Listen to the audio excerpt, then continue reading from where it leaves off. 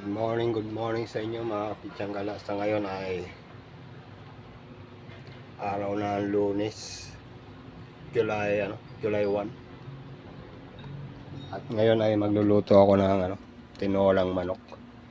Ayan. Iniwa ko na tong Hindi ako na malenggi niya mga kapitsanggala, yung bayaw ko. Sabi ng pamangkin ko kanina, siya daw magluluto. Sabi ko, ako na lang magluluto niya para ma-vlog ko. Ayan, bumili na si bayaw ng sayote. Ayan, yung iniwa ng sayote, pero nilinis ko mabuti. May mga balat-balat pa sa kabaludbol eh. Ayan mga pinagtanggalan ko. At ayan, may daon ng sili, luya at sibuyas at bawang. Naiwa ko na. At ngayon ay magpapainit na ako ng kawali. I-open ko na to. Binuksan ko na yung gasol sa ilalim. Ayan.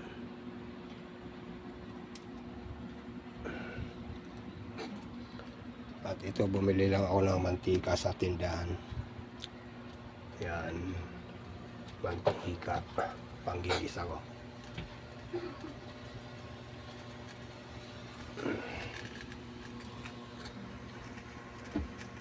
Wala pa lang siling haba.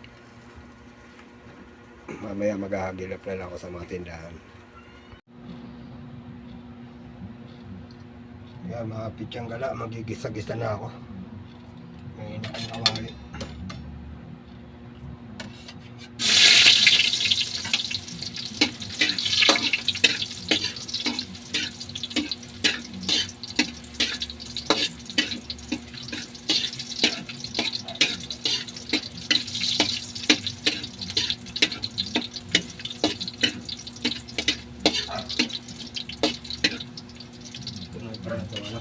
Golden brown na yung sibuyas.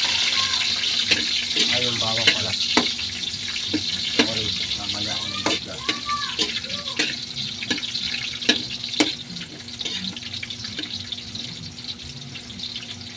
Ito na luya.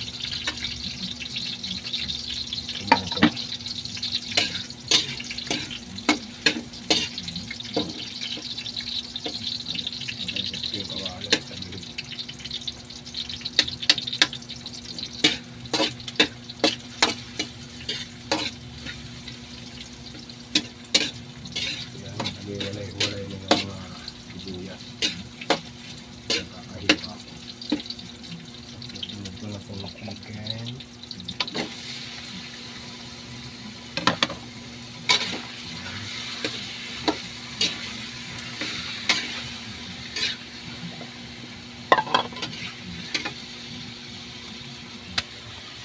Nasa inyo mga pitsanggala. Yan, habang inahalo ako. Video ako.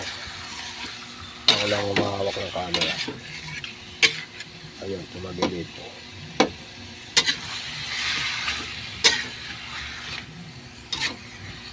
Pag sumahod ako sa sa SWD ay bibili ako ng bagong ganito. Ito burner. Kasi itong pinaglulutuan namin, inassemble ko lang yan, kaya lagi gumagalaw-galaw. Palitan ko ng bago yan, saka luma na eh, tagilid na yung may mga kalang na lang yan sa ilalim eh.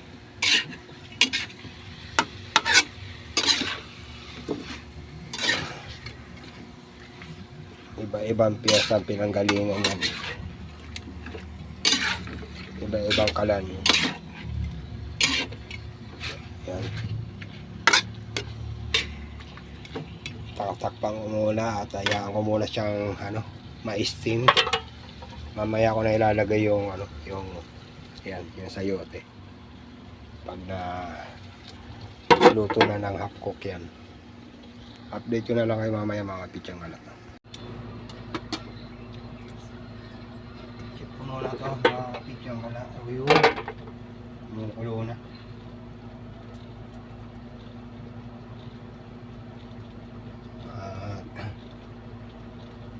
Luluin ko muna para mapantay yung ano niya. Lutuin ko muna sa gisa-gisa yung chicken para yung lasa ng mga ingredients na masip-sip na ng ano, yung manok. Lumasa na. Mamaya ko na ito ano.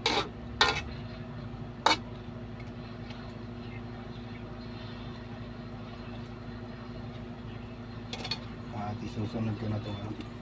Nilagyan ko ng tubig ko kasi nadapo-dapo na langaw kahit na bugas na yun dyan para hindi madapo na langaw. Binabaran ko ng tubig.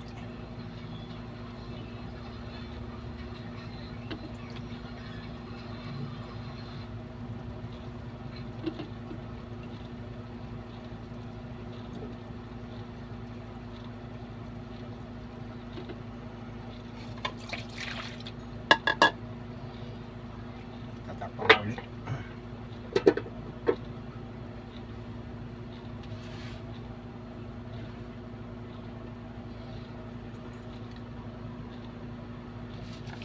At ito, tutuloy ko yung pag-ano nito, yung daon ng sili. Himay-himayin ko. Ito yung huling ilalagay ko mamaya. Pag ano, luto na yung manok.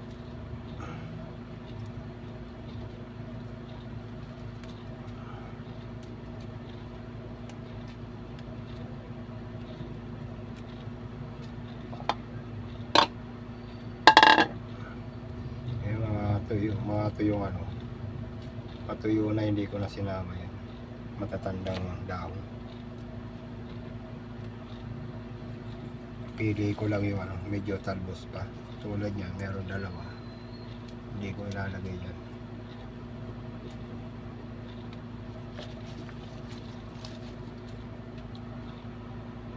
Ayan, na ano ko na mga kapitsyang kala.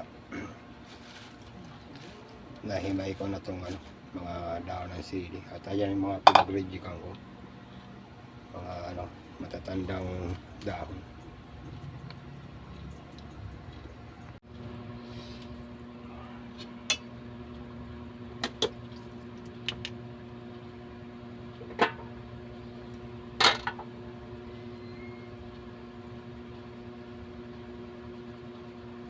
Yung mga pidyang wala, sasabawan ko na.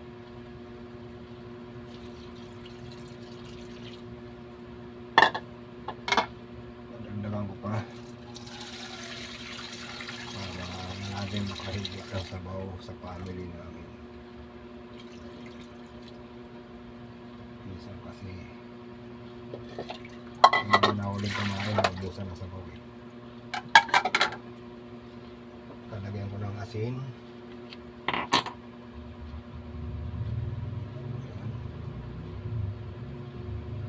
Ito lang. Matabang pa mamaya, idagdagan na lang.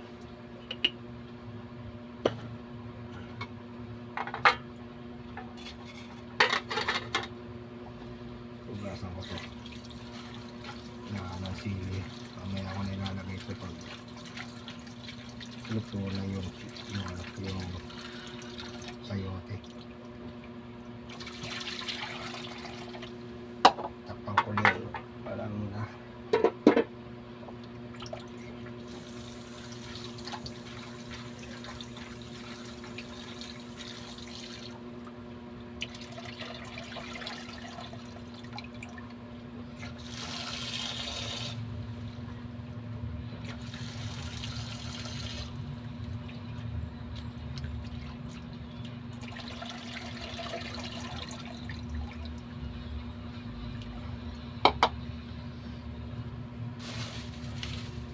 ano pala ako yung mga itong mga mga gulay pinagbalatan at mga daon ng sili. Hindi ko itatapon sa meron pala ako mga buto ng malunggay. Gagawin ko ano to, pag nabulok ay gagawin kong patabalo sa tatanim kong buto ng malunggay.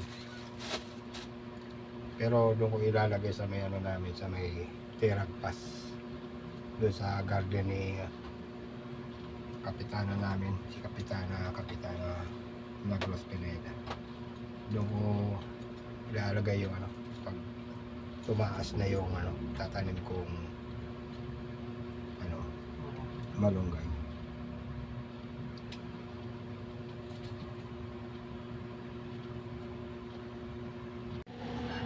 Kaya mga picture ko lang. Lalagyan ko na lang veggies.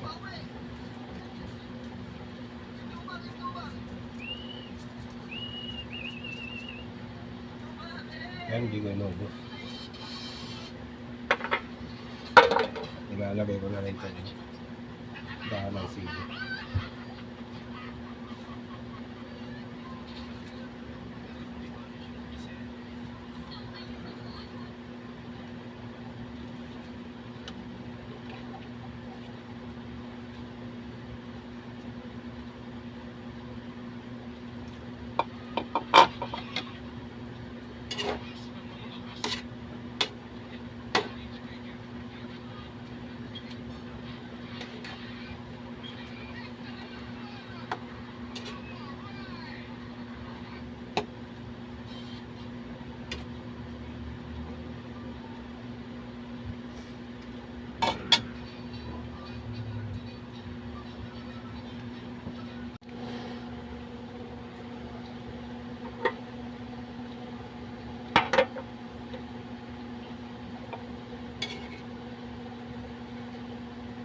Pityang gala, luto na itong niluluto kong pinuwalang manok. Walang masaya sa yote. Luto na. At dito na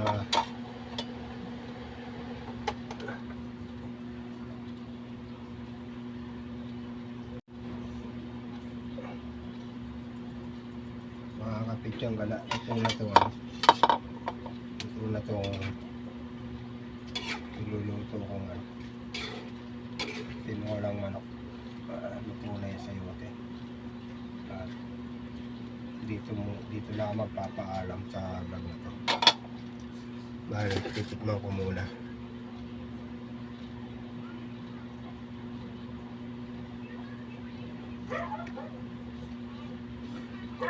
Sarap. Ayun ko na yung apoy.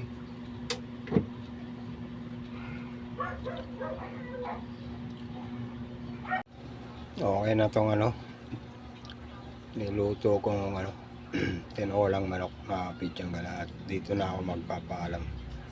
Bago ko nga pala ako magpaalam ay may kikwento ako sa inyo mga pityang gala. Kanina sa barangay 134 habang hinihintay namin yung mga kagrupo namin sa project ng DSWD ay may kaganapan na nangyari. May humintong taxi driver doon sa may tapat ng barangay namin.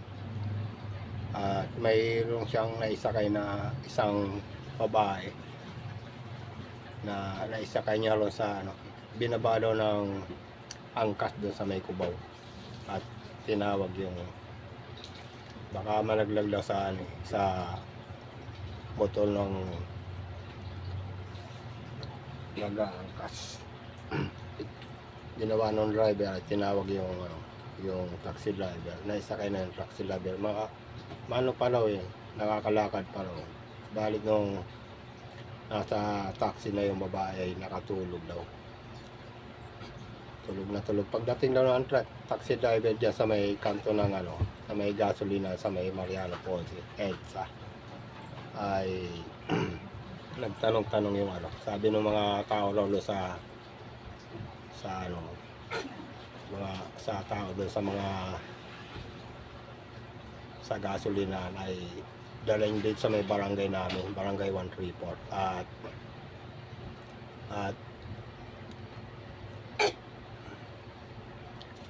At dinala nga ng taxi driver yung babae.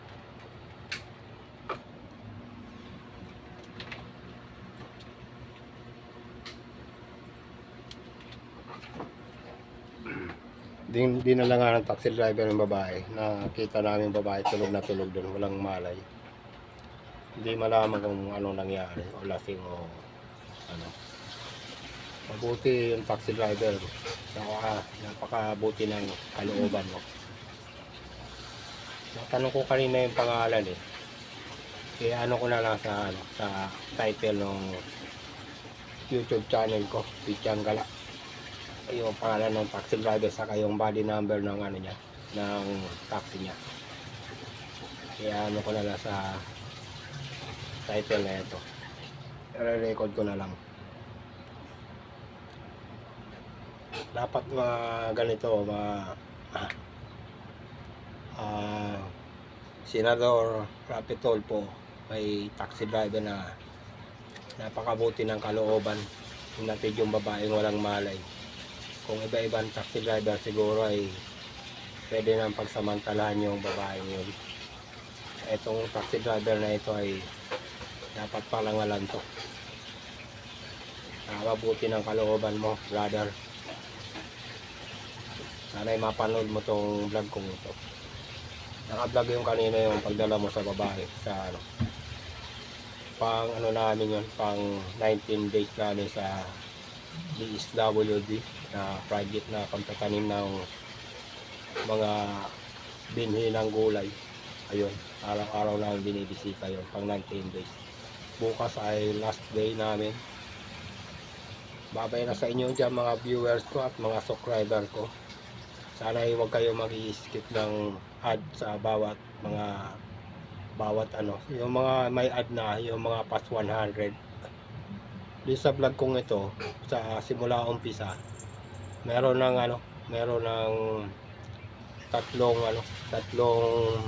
na vlog ko na may mga ad na, may mga patalastas na. Sana ay huwag kayo magsasawa panoorin yung vlog ko. At ito na ako magpapaalam. Babay na sa inyo and passed out. God bless. Saan man kayo naroon. Maraming salamat sa inyo sa mga viewers ko na laging pinanonood yung vlog ko. Babay na and passed out. God bless. Love check. Love check. Bye bye. At ito yung uli yung niluto kong tinolang manok. Pakita ko uli sa inyo. Ayan. Darating na yung kapatid ko, sinundo na nung asawa nung bayaw ko. Kakain na kami. Bye bye uli. God bless. Samang kayo naroon sa ating panig na mundo.